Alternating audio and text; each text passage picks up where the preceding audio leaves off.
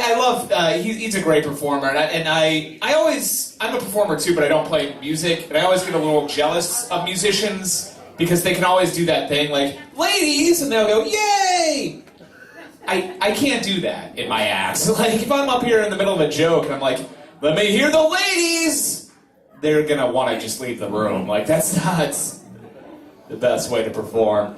But we are gonna keep this night rolling. Y'all having a good time so far? All right, that's good to hear. We're gonna keep that energy up with your next performer coming to stage. We got some more comedy for you. Give it up for the very funny Royce, everybody.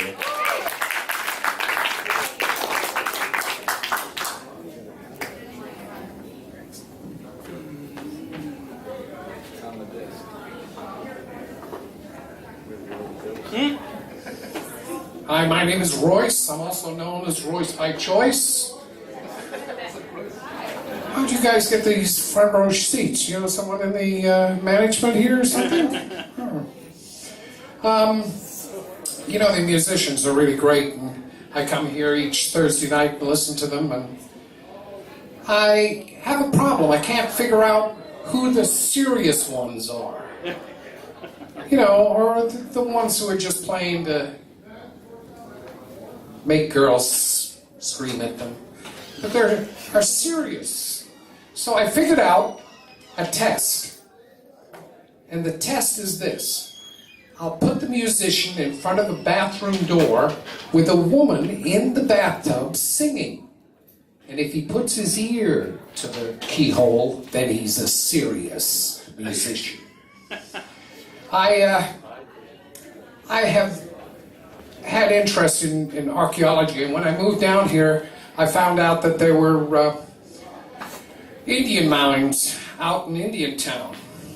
So last week I went looking for them, and I drove around, and they're very difficult to find.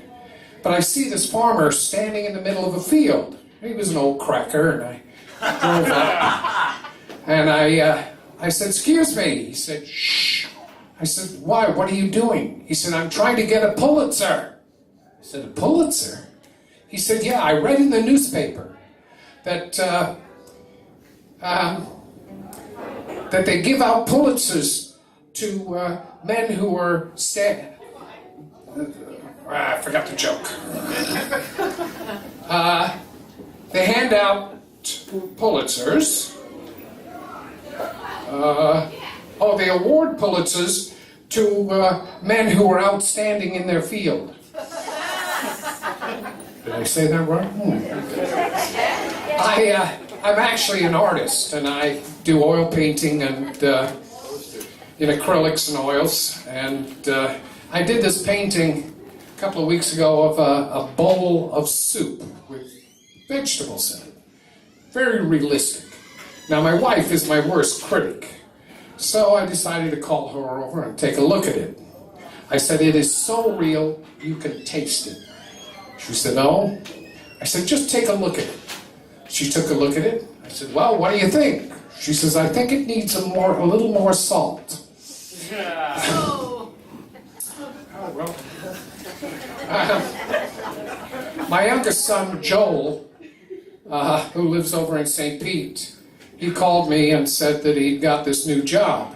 Now, most of my life I've been in jobs where customer service meant that the customer was always right. And when I talked to him, he said, "I got a job where the customers are always wrong." I said, "What kind of job is that?" He said, "I became a deputy sheriff over in Pinellas County, and our customers are always wrong." I was watching TV this afternoon, and I wrote this next piece because I was watching these ads of all the lawyers on TV these days telling you how much money they can get you. And, you know, they're throwing $700,000, $1 million, we got this for this client, that for client.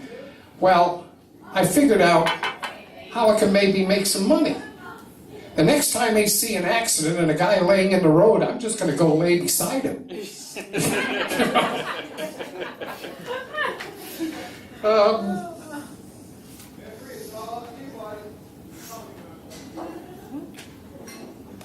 I think that's it for the night. Thank you.